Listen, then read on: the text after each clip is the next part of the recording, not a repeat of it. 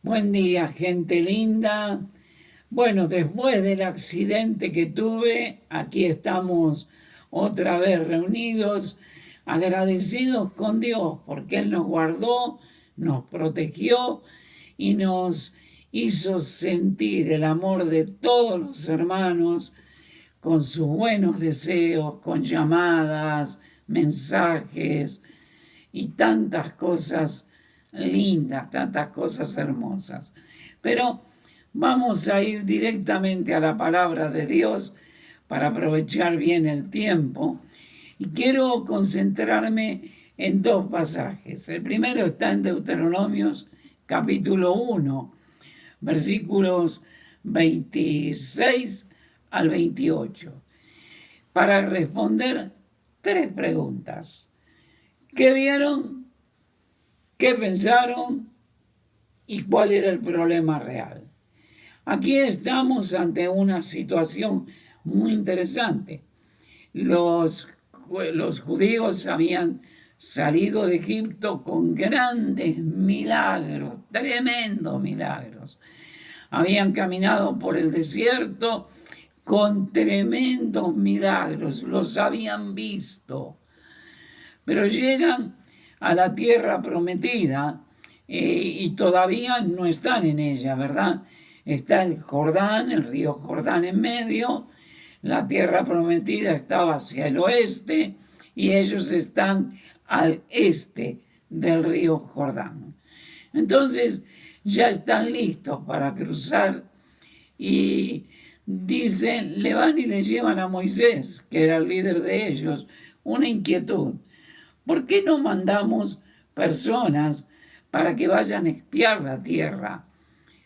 O sea, cruzar el Jordán, ir al oeste y mirar la tierra, cómo era, qué había, y traerle el informe a Moisés. Ahora, ¿qué es lo que ellos vieron? Dice en el versículo 28, dice, este pueblo es mayor, más alto que nosotros, las ciudades grandes y amuralladas hasta el cielo. Dice, y también vimos allí a los hijos de Anac. ¿Qué dice la palabra del Señor? Que los hijos de Anac eran realmente hombres gigantes. Ahora, miren todo lo que ellos vieron. Un pueblo que es mayor en cantidad, que es más alto, más grandote que todos nosotros, que las ciudades son grandes, que había grandes murallas y fíjese qué interesantes, dice ciudades grandes y amuralladas hasta el cielo. ¿Vieron lo que ellos estaban viendo? Tremendo. Y también a los hijos de Anac. Entonces, ¿qué es lo que ellos pensaron? Dice el verso 27, porque Jehová nos aborrece, fíjese lo que dijeron, porque Jehová nos aborrece, nos ha sacado de tierra de Egipto para entregarnos en las manos del amorreo y destruirnos. Eso es lo que pensaron. O sea, hay una cosa real. Cuando nosotros tenemos miedo, cuando el pesimismo invade nuestra vida y nuestro corazón, nuestros pensamientos van a ser irreales. Demostraron que no conocían a Dios, no conocían a Dios. Y este es el problema real. Dice, porque Jehová nos aborrece. ¿Cuántas muestras, cuántas manifestaciones de amor de Dios?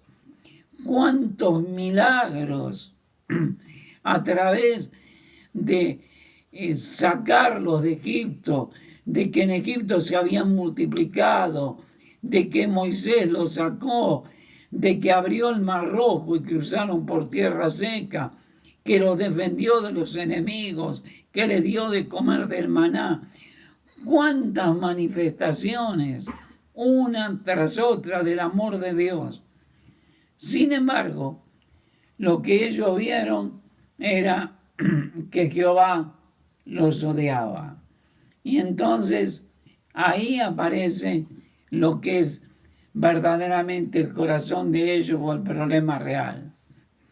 Dice el versículo 28, sin embargo, no quisisteis subir, antes fuiste rebelde al mandato de Jehová. En primer lugar, rebeldía. El verso 27, la primera parte dice, murmurasteis en vuestras tiendas. Rebeldía, murmuración en el corazón de ellos. En tercer lugar, porque Jehová nos aborrece, un desconocimiento de Dios. Y en cuarto lugar, dice el verso 28, ellos se preguntaban, ¿a dónde subiremos? Dice, nuestros hermanos han atemorizado nuestro corazón. No solamente ellos fueron pesimistas, no solamente ellos desconocieron a Dios, vieron distorsionada la imagen de Dios, sino que contagiaron a sus hermanos. Qué interesante, cuando en realidad había otra cosa en el corazón de ellos. Ahora, si nosotros vamos a Mateo, capítulo 8, nosotros vemos en el versículo del 23 al 27 exactamente la misma situación. En primer lugar dijimos, ¿qué vieron?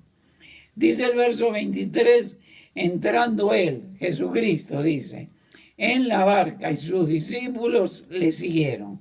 Y el verso 24 dice, y aquí se levantó en el mar una tempestad tan grande que las olas cubrían la barca, dice el verso 24, pero él dormía.